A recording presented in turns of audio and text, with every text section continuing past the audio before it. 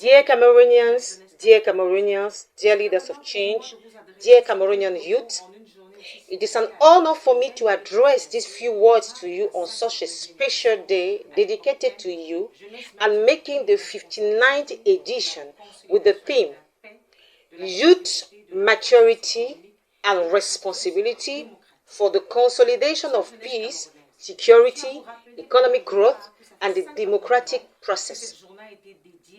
Dear Cameroonian youth, I would like to remind most of you that it has been 59 years since this day was dedicated to Cameroonian youth. Therefore, we should have a record of 59 years of activities, actions taken, achievements, and real involvement of the youth. It's not just your record concerning those of this generation, because for some of you, barely realize what is at stake. But it's about the legacy that you have taken from those who precede you in responsibility and whose record speaks for himself. No maturity, no sense of responsibility. Peace is just a slogan, not a real need. Zero security, sterile nation economic growth, if not individual and family economic growth. We go from better to worse. We are still talking about democratic process after 59 years. So in fact, nothing has been done, just an empty words without substance like many of its kind. 1966, that is 59 years old after independence, we are still thinking about how to structure and stabilize our country through youth, when others are thinking how to challenge their own records through their youth. What a misfortune for us. The current head of state was 23 years old when the first youth festival was established, and the entire government that accompanies him in the same bracket. Some of them much younger than him, and as young people, they played their part, and today we can draw conclusions. Dear Cameroonian youth, we are not behind, but we are too far behind. Excuse me for the expression. Unfortunately, we have the leisure to behave like people who are being pushed without them stopping for 2 seconds to access the journey. Are we moving forward? If yes, where are we? What path remains to be traveled? Finally, how do we achieve it? For me, dear youth, there is no celebration, no party when there is no accomplishment, no achievement, no positive assessment, nothing that demonstrates that there is hope. On the contrary, the result alarming, revolting, dispainful, it is sickering. We have a youth with deviance and taste that are out of the ordinary. A youth prey to the sex and all orientations. A youth lost in drugs. A youth unconsumed about his heritage. Youth in decline, violent and aggressive youth. A casual and healthy youth. An immature and irresponsible youth. A youth that has taken a 360-degree turn. How to build a country with its almost non-existent workforce and grey matters. How can we talk about emergence when the spearhead is eaten away like iron by rust? We are at a rather crucial period of human life on earth, not only in the whole world, but also in Africa, and more especially in Cameroon. The world is an hellish cycle of routines and perpetual recommencement. Even if technology evolves, even if we feel like we are living new things and new experiences, all of this is framed by the circle of reproduction, growth, separation, death, and so on. It simply means that we are born, we grow, we develop, we impact our world for good or for bad, we die, and so on. There is nothing that happens outside this uncoding. So, dear youth, you are not young by chance. It is not a favor that has been done to you. It is not a curse either, but it's a responsibility, it's a duty. Your youth is here to prove that you have the heavy burden of taking care of the family heritage. When a father has finished his race and feels like he is going, he always draws up a will, whether he likes it or not. It is an universal principle, so nothing new under the sun for the inhabitants of the earth. In the many words that will make up the swearing-in speech of the President of the United States, Donald Trump, he insisted and angrily suggested that he was going to build the United States as we have never seen in the world. It is quite shocking when you know that this is a country that makes you want to know it, live there and identify with it. But that despite his envied status in the world, that is not enough for this man and his population, especially its youth. 6 young American aged in between 19 and 25 years were given the task to restoring the image of the United States in the field of intelligent technology, which will naturally have an impact on the economy, the social and international relations, security, unemployment, and the development of the masses. What is obvious with access to demonstrate it at home is still only theory at home. Until when, dear Cameroonian youth? It is true that we have not always been supported as we should have been by our predecessors, but it's that the reason to destroy ourselves slowly? Let us seize this year of grace to rise up and take back what is rightfully ours. Let us live the life that dishonors us but honors those who install us, so that it is your identity. It is our identity. But let us write our history with our own words, our mistakes, because there will be some, our dreams, our ambitions, and this for the pride of our homeland. It is time for you, the heirs, to become aware of the task, because we are playing for all. The father is ready to leave, and whether he likes it or not, whether the father wants it or not, he will have to leave one day, and if the heir does not take charge, the father's sons and brothers will do what nature itself abhors, not fill the void. Several brothers and sisters in our home and several relatives and friends have lost their lives because of this void. I heard you with this speech that I addressed to you, as is customary every February 10th of each year, as if to tell you, we know that you are there, that you are part of this nation, of this family, a message of challenge, of encouragement, of awakening, of awareness. However, for me, one question remains and will always remain. It is that after these different messages, dear youth, you have been given the opportunity to put into practice all the advice that is given to you.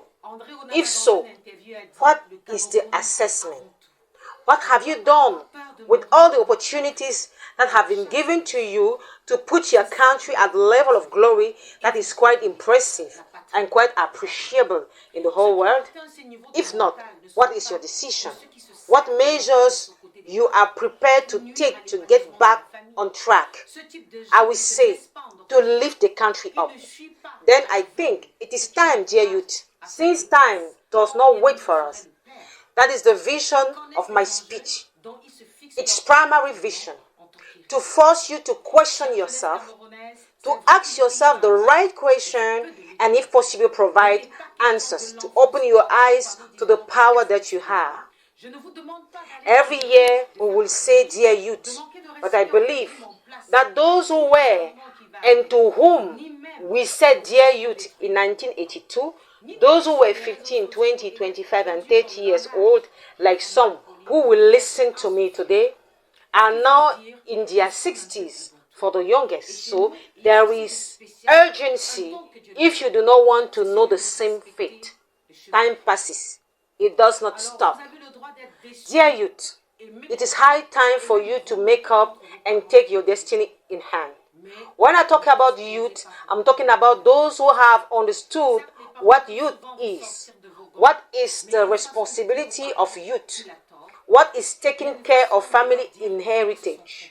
What is the need to have a country? Very important. This must be clear to everyone. The strong need to have a healthy country. Andre Onana in an interview said, Cameroon above all. We must not be afraid to die for our homeland. So dear youth, this is what must motivate you and rebel you at the same time. Homeland first. Those who have reached this level of mind are not those who use their youth alongside parents to harm the development of the family. This type of young people do not allow themselves to be decimated. They do not blindly follow those who encourage them into burglaries, even it is the father. They know the task, so they form their own opinion as heirs. Dear youth, it is true that the country is in bad shape, and that is an understatement. But there is no question in sinking further with our various destruction and upsprings.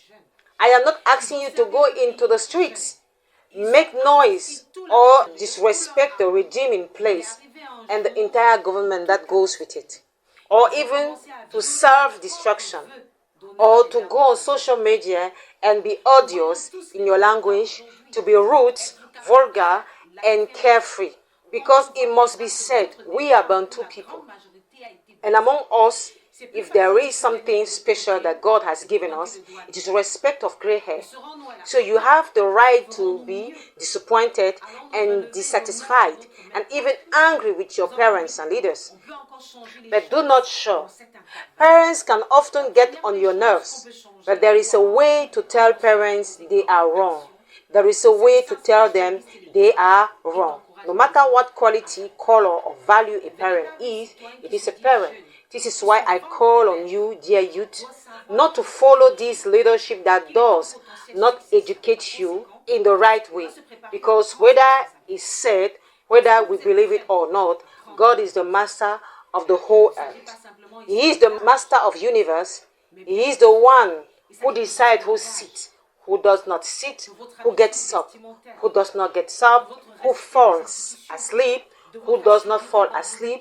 So the best thing of you is to fight but while remaining respectful. He remunerates the activities and acts of each other. This is why, dear youth, I urge you that instead of focusing on the head of state and his leaders, who will naturally leave their function at the head of our country, ask yourself this question. If they leave, or because they must leave, since it's a fact, what are you capable of doing for your country? What responsibilities are you capable of carrying, managing, and maintaining? Because let us not forget that all came up young. They served their country when they were young. They invested all their seriousness and all their love, but one day everything changed. They began to violate their vows of honor and love towards their country. We all see the result today. Are you able to tell the difference? When we can already see that your departure for the vast majority was biased, it is easier to stand on the other side and point the accusing finger. But will we be up to it? Will we do better? Will we raise the honor of our departed motherland? We have 8 months and can still change things in that time. The first thing we can change or start taking action on is to register to vote and encourage others to do the same. This is why, dear youth, I urge you that instead of focusing on the head of state and his leaders who will naturally leave their function at the head of our country, ask yourself this question. If they leave, or because they must leave, since It is a fact. What are you capable of doing for your country? What responsibility are you capable of taking, managing, maintaining?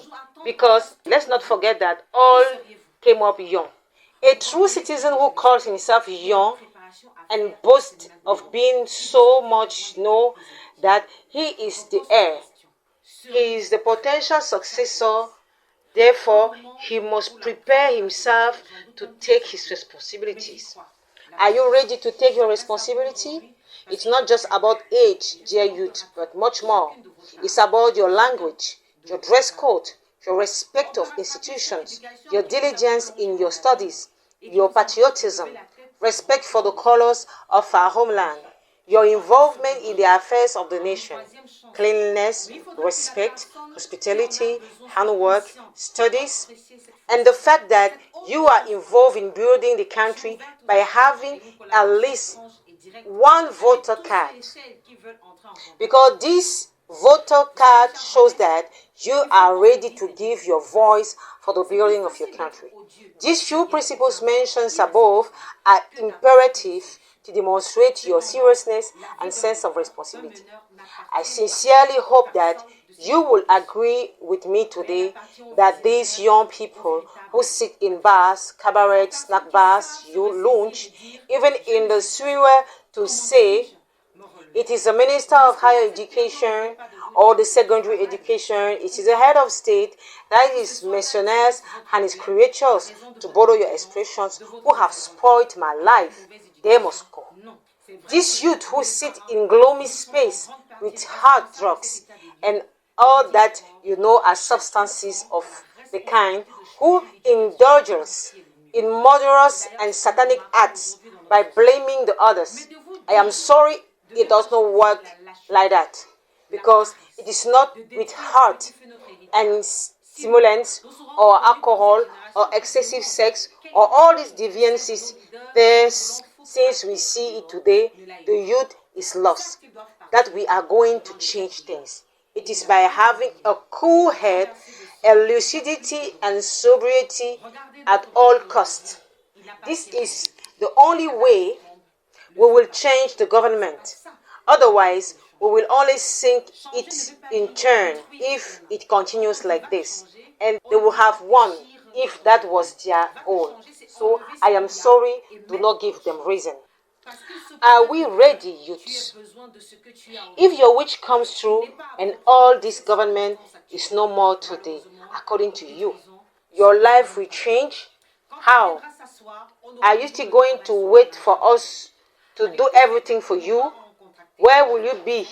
You understand well, and I hope so, that there is preparation to be done, and it is now, if you wish to join the team of heads. I ask my question again. Will you be ready, youth? For the moment, for the vast majority, I doubt it a little bit, but I believe in it. The proof, I am speaking to you today because I believe in you. And I know that we can make up for each of your defects, each of your deviation. We can make up for this education that plunged you into the abyss and that prevents you from raising your head to make up the touch. Yes, I believe in a second chance, in a third chance even, but the person who needs it will have to be aware to appreciate this time, another chance that will be given to him.